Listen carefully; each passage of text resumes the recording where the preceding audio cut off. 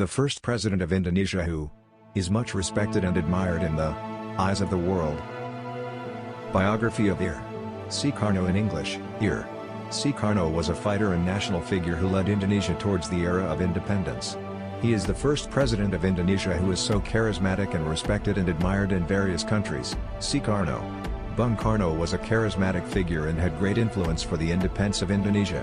He was the first president of Indonesia. Bung Karno, who was also known as Ir. Soekarno, was born on June 6, 1901, in Surabaya, East Java.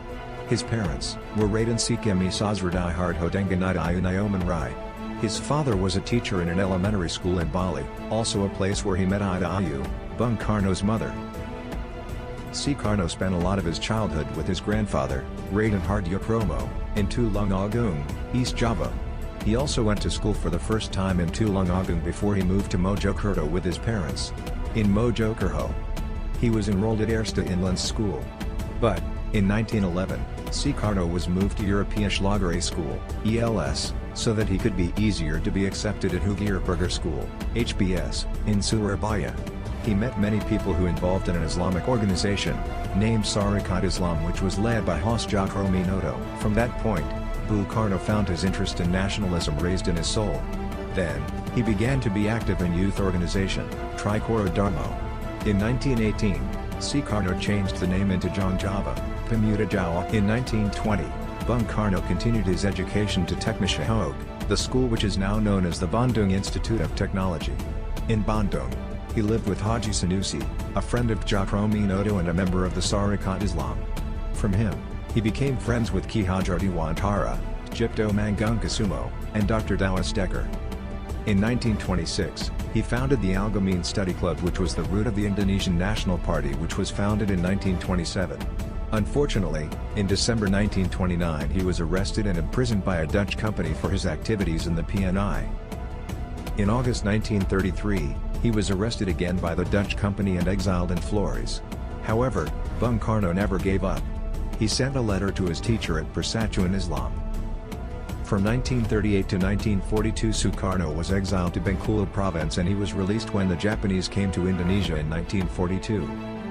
In the era of Japanese rule in Indonesia, Japan thought that politicians and other figures were very important. Japan uses them to attract people's attention. One of them is Soekarno. However, Soekarno had a plan and he actively prepared the independence of Indonesia, such as making the outline of Pancasila, the 1945 constitution, and also the text of the Proclamation for Indonesia's Independence Day. In August 1945, Soekarno was invited by Marshal Terauchi. He suggested that Indonesia should declare independence as soon as possible. After he met Marshal Terauchi, there was a Rengas Tangklok incident led by a youth from Pita. They insisted that Soekarno and Hatta declared Indonesia's Independence Day because there was an empty space in the Indonesian government. But, Soekarno refused it.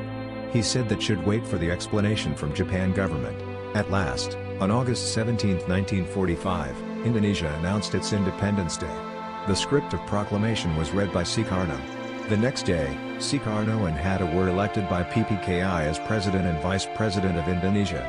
Thanks to the prayers, blessings and permission of Allah Subhanahu wa Ta'ala, Indonesia became independent on the 17th August 1945. President Soekarno and Bung Hatta is the figure of a great person, or number one in the eyes, world, and much respected, admired by all over the world. He also has a lot of contact, well, with the biggest countries like Russia, America, Saudi Arabia, and countries, neighbors like ASEAN and others. Pearl said Ir. Soekarno. My struggle is easier because it expels the invaders, but your struggle will be more difficult because it is against your own people.